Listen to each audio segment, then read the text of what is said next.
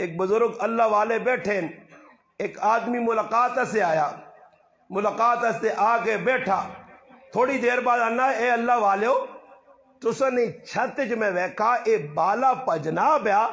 اے چھت ٹیسی دے تسنہ نقصان ہو سی۔ بزرگ رونے لگ پائے،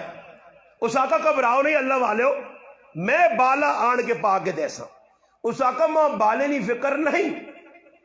میں رونا اس گلتے وہاں کہ تیرے کل کتنا فارغ وقت ہے کہ تم بالے چیک پہ کرنا، میری اس کارے عمر گزر گئی ہے، فکر آخرت نہیں غم نہیں وجہ تو میں کدے چھاتا ویکھا بھی نہیں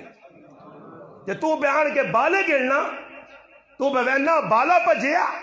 کڑی پجیے۔ ایک بزرگ اللہ والے وینے پہنے رائے تھے، حضرت ربی رحمت اللہ علیہ ایک جگہ مکان پہ بن لیا، نال شاگردن مریدن انہاں پوچھنے ای مکان کون پہ بڑھانا، انہاں آقا فلانا آدمی بڑھانا پیا۔ اگے گئے اور زاروں قطار رونا شروع کر دیتا۔ پوچھنے والا پوچھا بزرگوں کیوں رونے ہو؟ اس آقا زندگی نے اندر کوشش کی تھی آئی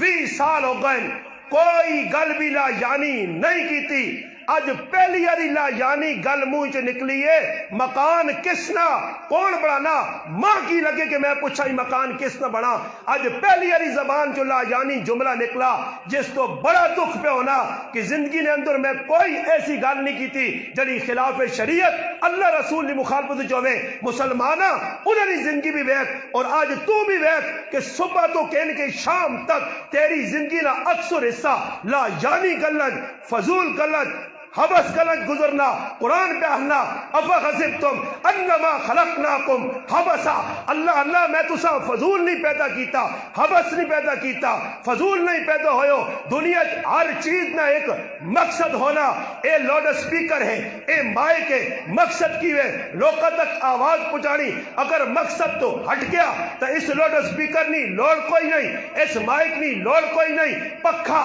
اس رقم ہوا